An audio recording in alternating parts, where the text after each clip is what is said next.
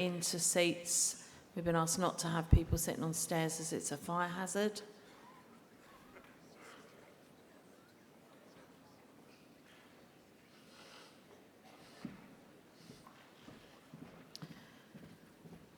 And conference, it gives me immense pleasure to ask Mary Bousted, our General Secretary, to give her address to conference. Mary, you have the floor.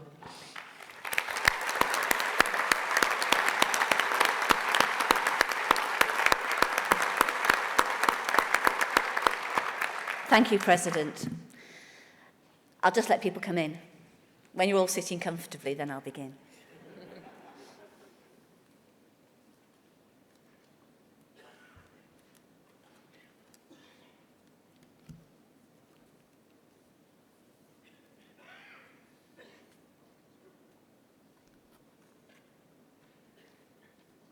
Conference. A few weeks ago, I attended the 6th International Summit on the Teaching Profession, held this year in Berlin. And it's an unusual event, to say the least, because it brings together education ministers and teacher union leaders from the top 25 performers in the OECD.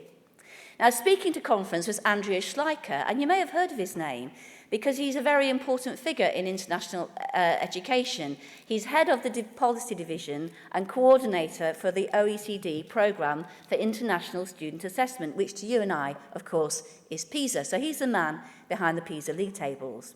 And in a background paper that he'd written for the summit, Andreas Schleicher put forward essential elements of education policy making which would be successful.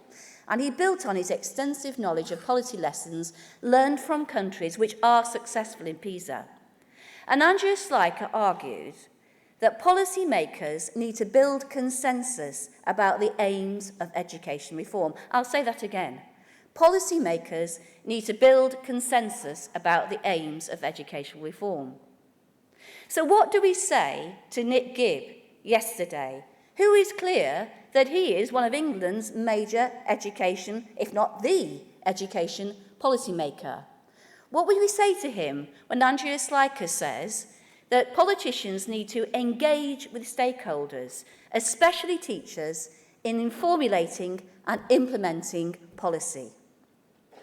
Andreas Schleicher also argued that reforms need to be backed by sustainable financing and that teachers need to be given the reassurance that they will be given the tools to change and the recognition of their professional expertise to improve their students' outcomes. Conference, how many of these essential elements of educational policy reform which is successful, how many are present in the English education system? If we were to mark our politicians out of 10 on these criteria, and we're good at criteria-based marking, aren't we? If we were to mark our politicians out of 10, what would you give them? I would struggle to move above 2 out of 10. And I might be generous here. So you might ask me, well, what's the government done to get 2 marks? Well, I believe, and I am a fair person, so let me put my good points in first. There are not going to be many of them. I believe that the guidance the government's issued on marking, planning and resources and data management has the potential, if used properly, to cut out a lot of the nonsense which currently counts as good practice in too many schools. So when the government issues guidance which says things like the quantity of teacher feedback should not be confused with quality, and that marking should be meaningful, motivating and manageable, we should say, good, this is a positive development. And when the government issues guidance on data, which says that it should be streamlined and ruthless, I like that, don't you, ruthless data, and only collected when it's needed to support outcomes for children, and that schools should be aware of workload issues and consider not just how long the data collection will take, but whether that time could be spent on other tasks, then I think we should say yes, thanks. Now we must work to make that guidance a reality in all of our schools. It's overdue and it gives power to our elbow, and it accepts that things have been going in the wrong direction for far too long, and now is a chance to put something right. But conference, aside from this positive development, I can think of no time when teachers and lecturers and school leaders have felt less involved, less consulted, and less able to exercise their professional judgment than now.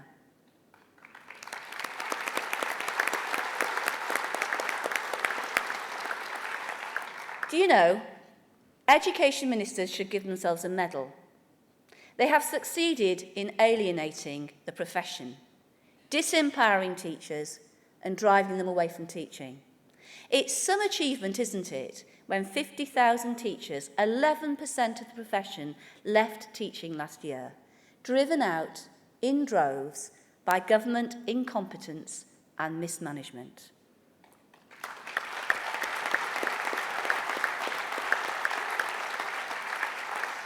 How can teachers and school leaders have any confidence in the government's ability to implement successful education reform when those teachers and school leaders are working in the dark without the essential information on which to base their preparation for the tsunami of reform GCSE, AS and A-level courses which will break over them in September? And as I speak today, 35% of the GCSE and A-level syllabuses are still awaiting accreditation. At GCSE, in each of biology, chemistry and physics, only 2 out of the 4 specifications have been accredited. In French and Spanish, it's 1 out of 4. At AS and A-level, no specifications, none have been accredited yet in French, German, Spanish and religious studies. In geography, only 2 out of 4 specifications have been accredited. Primary school teachers are not generally known for their rebellious behaviour. They're generally very calm, unlike me, and kindly souls who simply want to be able to do their job well, to care, to nurture and to educate young children, inculcating in those children a lifelong commitment to and enjoyment of learning. So why are so many primary teachers now telling me that their job has become impossible, that they no longer enjoy their work, that they want to leave the profession? Could it be the nonsense of baseline testing of 4-year-olds and the impossibility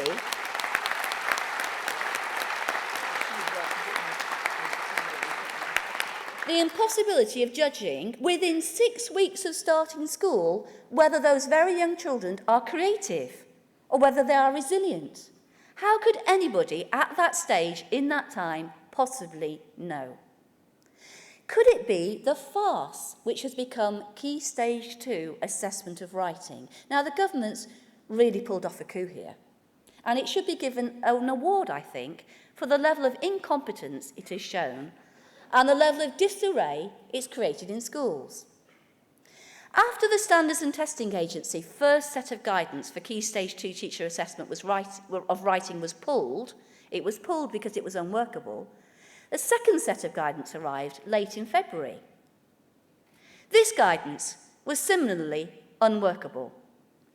Since it has been issued, there have been no less than five clarifications of the guidance issued. A further 13 updated documents were released on the 24th of March, the last day of term, 16 days after the big clarification and 2 days before the government launched the workload reports. Is it any wonder that teachers are tearing their hair out? They want to do their job right. They want to assess their pupils' writing properly. But how can they do this with the mess that this government has created is anybody's guess. And it's not just the problem of assessment. It's not just assessment conference. Let's be clear. The new national curriculum is insane.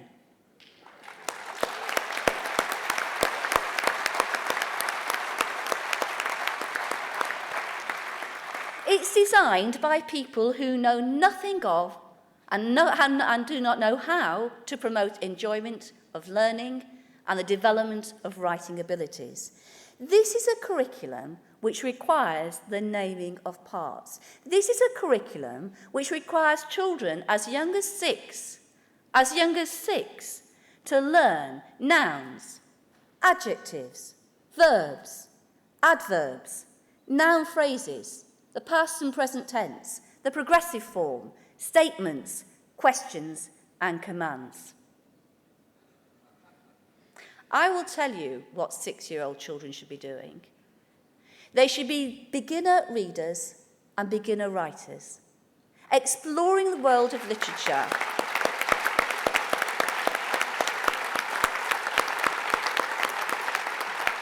exploring pictures, learning the magic which is present within the pages of a book, the magic which has sustained and enriched me as an English teacher and as an avid book lover throughout my life. They should be learning how to express themselves in speech, beginning to understand that writing is a different form of speech. It's a permanent form of speech. It leaves marks permanently on the page.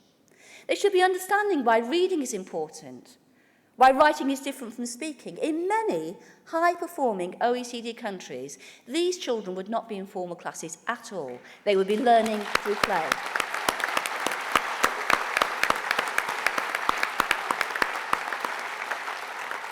Do you know, as an experiment 2 weeks ago, I took the questions from the Key Stage 2 spelling, punctuation and grammar, the SPAG test, to a university seminar attended by MA and PhD graduates, and I gave them the test questions and I allowed them to confer.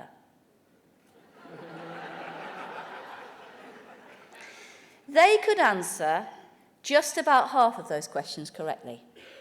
And just to reassure you, they are highly able writers. And let's remind ourselves that these SPAG tests are to be taken by 11-year-olds. All over the country, we now have writing lessons where children are given their writing back if it does not include a fronted adverbial, or an exclamation mark in a sentence beginning with how or what, and other such nonsense. And what should be a creative act is becoming a rule-bound chore. Conference, this is no way at all to develop children's confidence, and no way at all to encourage them to be confident speakers, listeners, readers and writers. And what's more, parents are beginning to sit up and take note. And one wrote to me recently, I've changed the child's name and the parent's name, but other than changing the names, there's no other alteration in what I'm now going to read. We're now going to read what she wrote. It was my son's parent meeting yesterday, and my husband went as I had to be at a meeting elsewhere with work. I thought he looked a bit deflated when he got back and asked if everything was okay, and he said yes, it was. Our son was doing well and was performing at the expected level. I asked what this meant, and he said he didn't know, it hadn't really been explained, but anyway, everything was okay. Except it wasn't, not to us. Dan, my husband, came back from the meeting with a load of worksheets. Although my son is a good reader, he isn't getting on with phonics, apparently, and appears to be learning to read in spite of this method. In particular, the alien words are causing issues. We need to focus more on these, apparently, with a 6-year-old child who understands the words, who uses words such as resolve, random, invasion, and demonstrate in the correct context and knows what they mean. It almost seems like they want us to hold him back. The teacher reminded us that Tim, my son, has a phonics test at the end of the year, and it seems that he might fail. He is to be put into a special group to practice his phonics. Yet he is at the level he's expected to be. It just doesn't make sense. Are the teachers tying themselves up in knots over what the government wants them to do? It seems like it is to us. Either he's doing well or he isn't. Everything, even setting aside the fact that we are biased parents, we know that he is beyond his expected level in his emotional and social development, his oral expression and other aspects. But these are things which aren't so easily measured with a test. Just to be clear, I don't blame the teachers or the school for this. His class teacher is a super young woman and goes beyond the mile in everything she does. Everyone loves her, and every parent with a child leaving reception wants their child to be with her in year 1. We have been so lucky. The school itself is an excellent primary which has time for music and sport and other non-traditional subject activities. But it's clear that teachers are being worn down by record keeping and SATs. and every child is reduced to a piece of data that will determine whether the school meets the required accountability measures. I am beyond depressed by the whole thing. I can understand why so many parents are homeschooling these days. I almost wish I had the confidence to do the same. Conference, I am receiving more and more communications from parents worried about what is happening to their children. And I'm afraid to be right, they are right to be worried, because as the motion showed us, just the motion before my speech, the incidence of childhood and adolescent mental ill health is rising.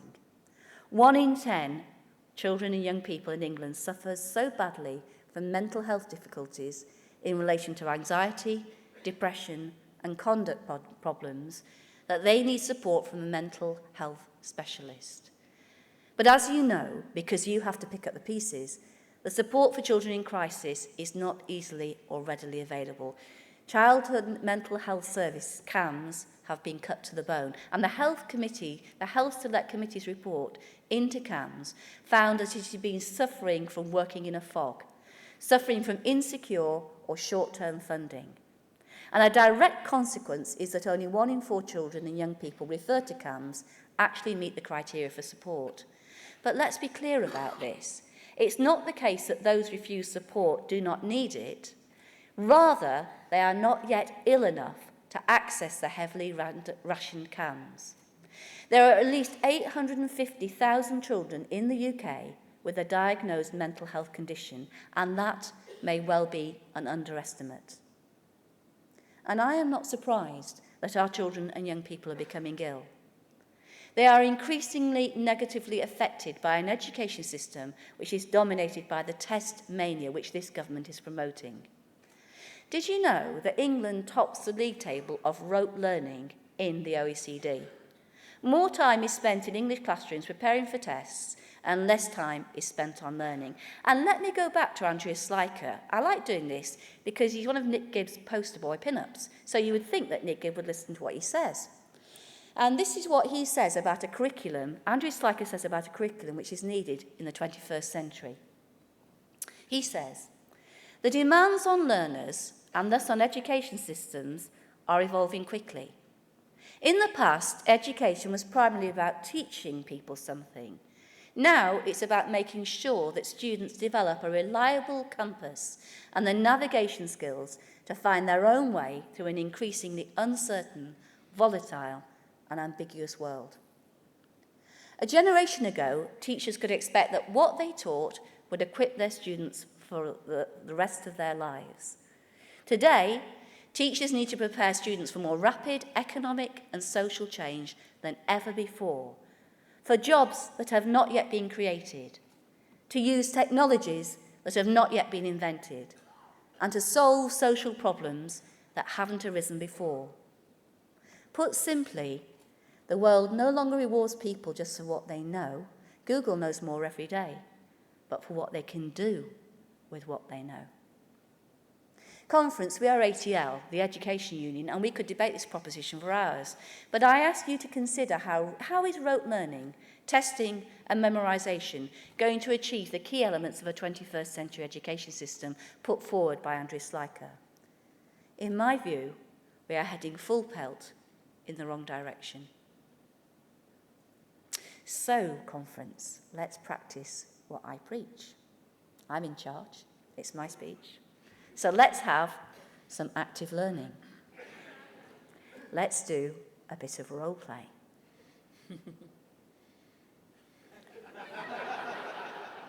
Don't worry, I'm not going to get you out of your seats. That's relieved a lot of you, hasn't it?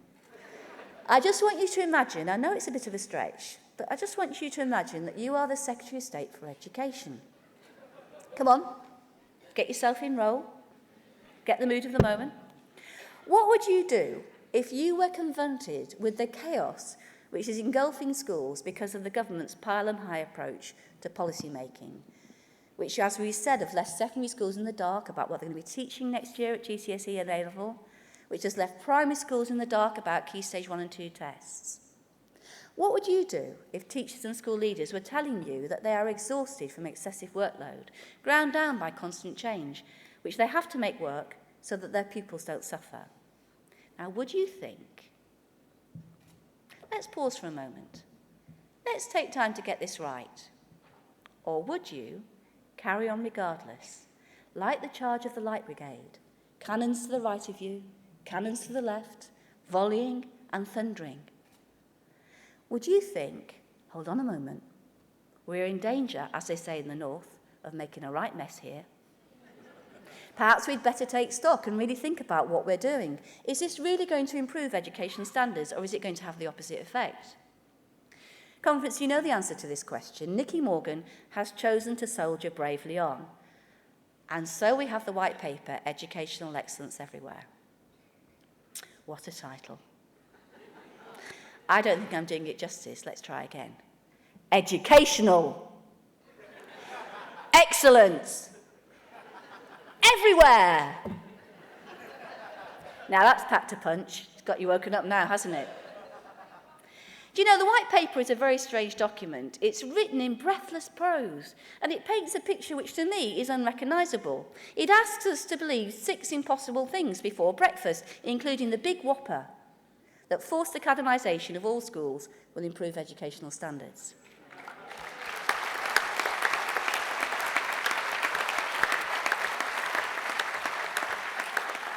Conference, either the government is simply unaware of its own departments, the DfE's own analysis done last year, which shows that only 3 of the top 20 multi-academy trusts achieve above average value-added results.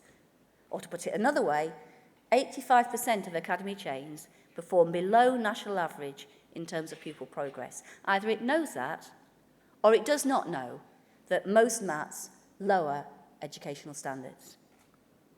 Either the Secretary of State for Education is aware that even the body which is the biggest cheerleader for academies and free schools, aptly named Freedom and Autonomy for Schools, FASNA, even that organisation is doubtful about the wisdom of forced academisation, and its chairman, Tom Clark, has said that there is a risk in terms of the pace of change and the capacity of schools to lead and support other schools in such numbers.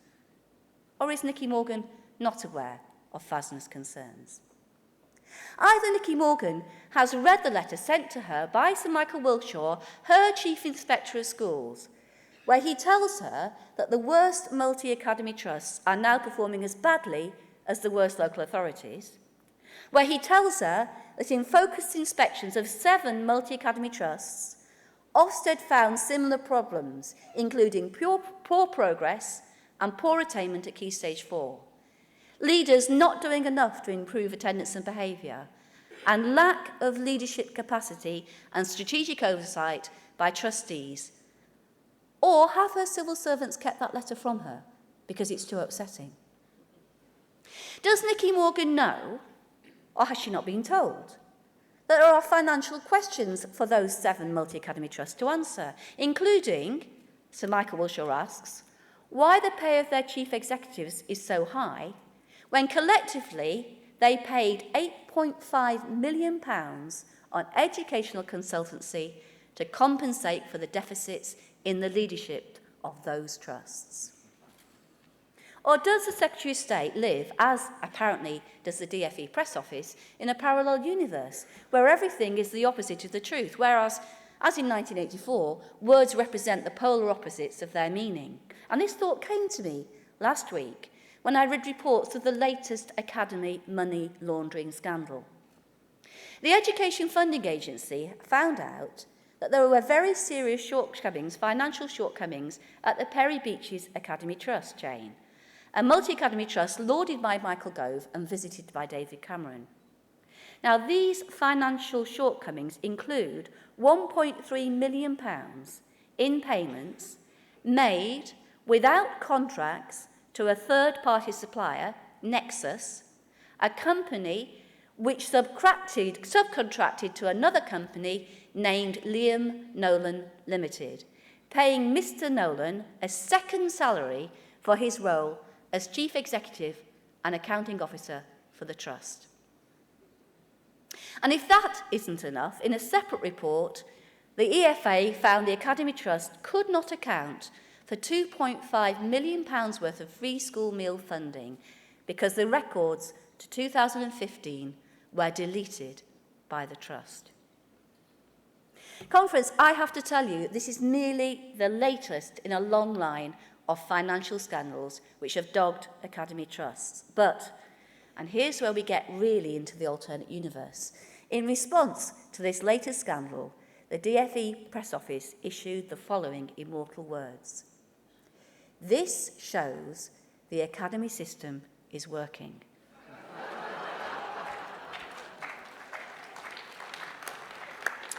Well, Conference, if that's a working system, please don't show me one that isn't. And it's not just a question of money. There are real consequences for real people, including pupils and their parents, who must now be confused and anxious as they await the consequences, which include the Perry Beaches Academy Trust being broken up and new sponsors brokered for each school. What say do the parents get in these decisions? At present, very little, and if the Secretary of State has a way and abolishes parent governors, none at all. And let me remind you too that the education budget cannot afford even £100 being misspent.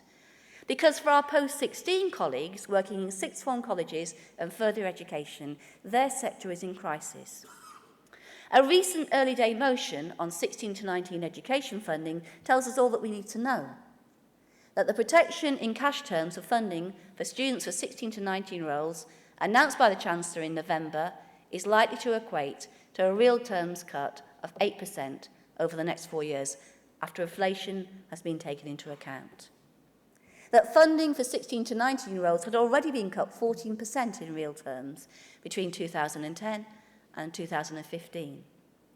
That the impact of these cuts on sixth form colleges and school sixth forms and further education colleges is disastrous, with 72% of sixth form colleges already having dropped courses and 81% increased in class sizes. Conference, if there are millions of pounds floating around in education funding, it should go to post-16 education institutions. It should not go into the pockets of chief executives of multi-academy trusts or their holding companies.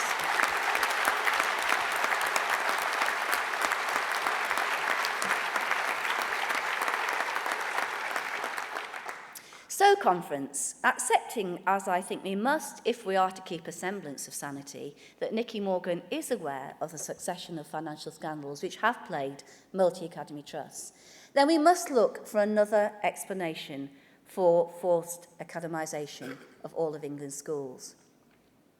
And if you read the white paper carefully, I think you can see what it is, because there's a lot lurking in it which concern us very greatly. Forcing academisation on all schools brings a great deal in its wake. If every school can set its own pay scales, why would the government retain the School Teachers Review Body? Why have a national pay scale when school leaders can pay teachers what they judge them to be worth? In this brave new world, there would be no need for a main scale or an upper pay spine or a leadership group. There would be no need for national negotiation of teachers' terms and conditions. Like support staff, teachers would have to go it alone, fighting school by school or map by map for decent terms and conditions.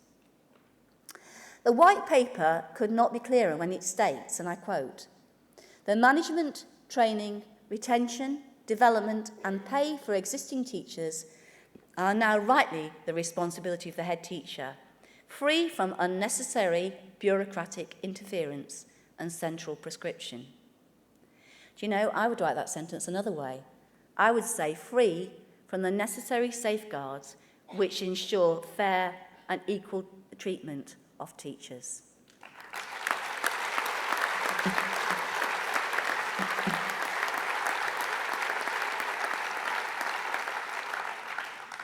And if qualified teacher status is to be abolished, as the white paper says it will be, and be replaced by a system of accreditation, which will put head teachers in charge of certifying new entrants to the profession, then the door is open in some schools for the recruitment of non-graduates into teaching. And the white paper does more than hint at this possibility when it talks about, and I quote, experts from other fields, for example, a talented musician or a coder, to put them on the pathway to full accreditation. Well, making teaching a non-graduate profession is one way to solve the teacher recruitment crisis, isn't it? And if the award of accredited teacher status is made by a head teacher who is struggling to cope in real terms with a budget of a fall of 8% in their school's funding, then the temptation might be to delay accreditation and to tell the new teacher, you have a full timetable, you're working all the hours God sends, but you're not quite there yet. Another 6 months before you meet the standard. And in that time, the beginning teacher is stuck, unable to move schools, unable to mount a challenge to this potential abuse of power because, let's face it, they don't have the power to do so. Conference, we know that the teacher recruitment and retention crisis is already having a profoundly negative effect on our schools. A recent Guardian survey of over 4,000 teachers revealed that the recruitment crisis is affecting pupils. 18% of the respondents said that up to 20% of the teachers in their schools were temporary or supply, and that teacher shortages were particularly acute in the EBAC subjects.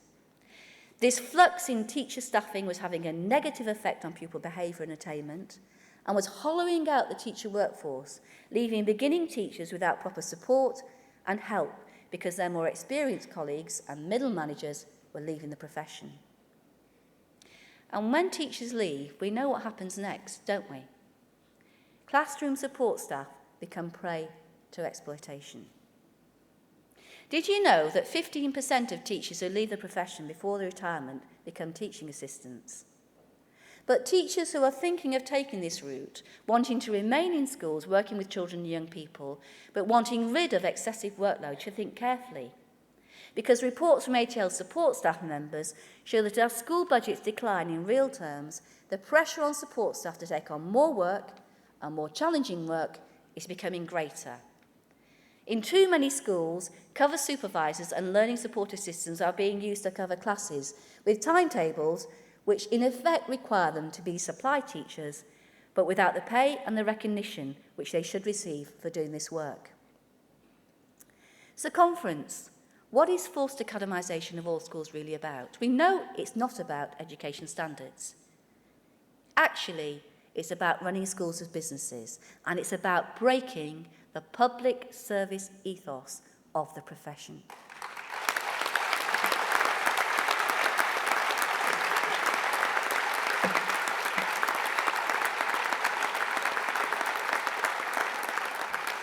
Forced academisation is about taking parents out of the picture, no requirement for parent governors. And instead, the government states we will also expect every academy to put in place arrangements for meaningful engagement with parents, to listen to their views and feedback. Well, I expect governments to act on evidence, plan reform carefully, conduct honest consultations, engage with stakeholders, including teachers, and implement education reform effectively. I'm nearly always disappointed in my expectations. And if the government is looking to its parents' portal to ensure that parental voice is heard, it's going to be disappointed too. And it appears that parents share my concerns. Just go onto Mumsnet and see what parents have told Nikki about forced academisation of their children's schools. They're not happy. They're not happy at all. But conference, there is a saving grace. If it all goes belly up, if an academy gets into difficulties, and if the MAT hands back the keys, as they do, and if no other MAT is willing to step up to the plate, as increasingly they don't, then Nikki Morgan is going to take over the running of the school personally. Yep, that's right. It's in the white paper. Let me quote directly. In the rare scenario that a trust stops operating an academy at short notice, and there is no immediate alternative provider, the Secretary of State will be responsible for the running of the school until a longer-term solution is found.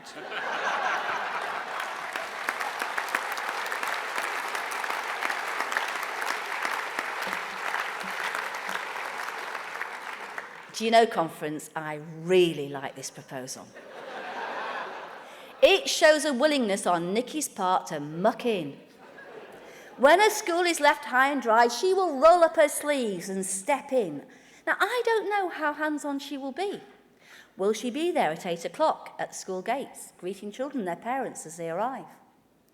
Will she be taking the assembly and putting into practice her precepts on resilience and character education? Will she struggle to put together a timetable filled with EBAC subjects for which she cannot employ teachers? Will she be patrolling the corridors, launching into classrooms to give teachers a helping hand and an added dose of discipline when Year 9 are playing up on a wet Friday afternoon? I do hope so. I think that Ms. Morgan should do all these things. I think she would learn a lot. She would gain really valuable knowledge of schools as they really are, not as they are portrayed in the world of the white paper, where everything is great.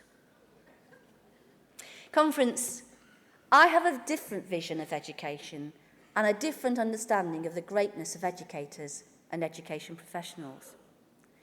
In my vision, education professionals are respected as professionals whose views are sought after and considered by the government, a government which understands that unless the profession is with you, your reforms will fail. I have a vision where educational research is used to inform education policy. So when sound research tells us that there is no such thing as linear pupil progression, then surely someone should sit up and take notice. Does the government or Ofsted know that just 45% of secondary school pupils make expected progress between key stages 2 and 3, and just 33% between key stages 3 and 4? But pupil progression targets make no account for uneven progress and condemn good teachers and school leaders to a life of fear. Fear of missing their targets, fear of not getting their pay progression, fear of capability proceedings.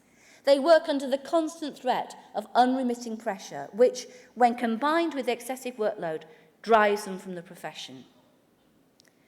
In my vision, children and young people are nurtured in schools to gain a love of learning, to receive a broad and balanced curriculum, which includes, yes, a rich base of subject knowledge and interdisciplinary knowledge, but a curriculum which ensures so much more.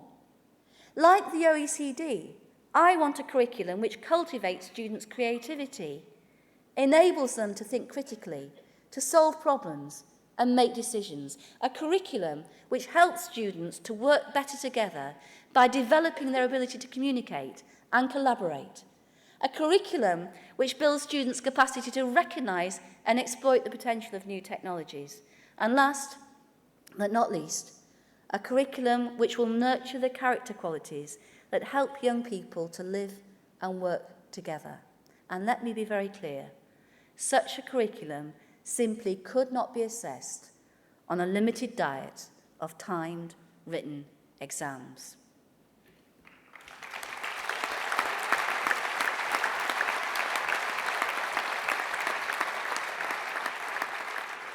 In my vision, school accountability is done with rather than done to schools. And ATL has a vision of inspection which is professionally led by teachers and school leaders. I envisage an inspection system which is tailored to school improvement, which is proportionate in its impact and works with, not against the teaching profession. And let me be clear in my view, as I have been so often in the past, Ofsted is past its last.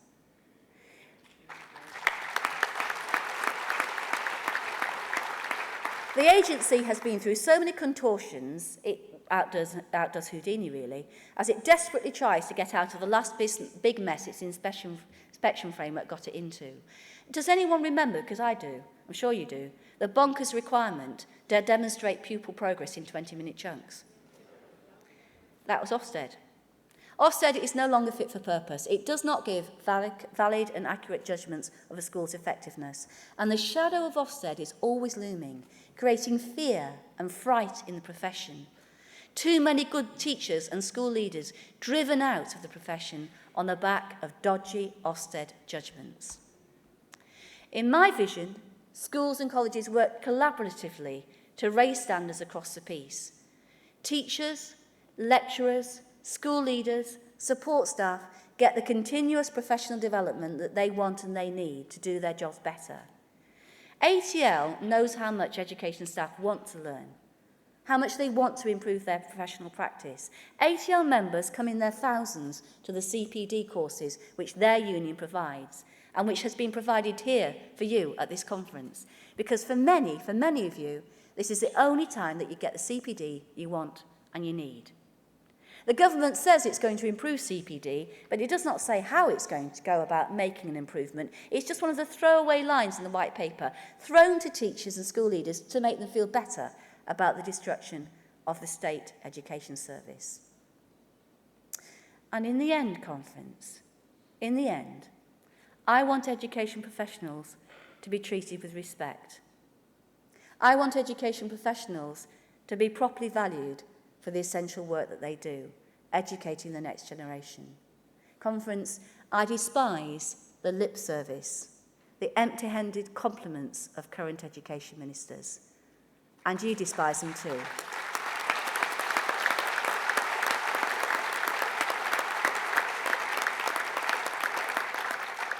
Real respect involves a willingness to listen and to learn and to respond. And I see none of those qualities in the present education ministers. I want to finish with a letter I recently received from Cambridgeshire primary heads, who on the 9th of February invited the teaching unions to attend their meeting, and they wrote these words. Our view is that decades of compromise with and acceptance of the reform programmes of successive governments has led us to a moment of crisis.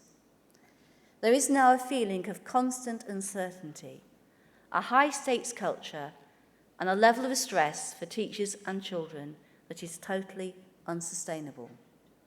We believe that unions now have a responsibility to form a united front and create a single strategic plan of action to tackle these issues. We want our unions to work together to represent these concerns for the education of our children. Conference, those Cambridgeshire head teachers are right. Never has the time been more right for a coordinated response from all the education unions to the attacks we are facing. Alone, we can do something. Together, we can do great things. We must fight to protect our profession for the sake of the children and the young people whose education and future lives depend on us. And if we fight together with parents and counsellors, with other unions, with politicians, with governors, with the whole of civil society, which opposes the madness of forced academisation, then, conference, this is a battle we can win. Thank you.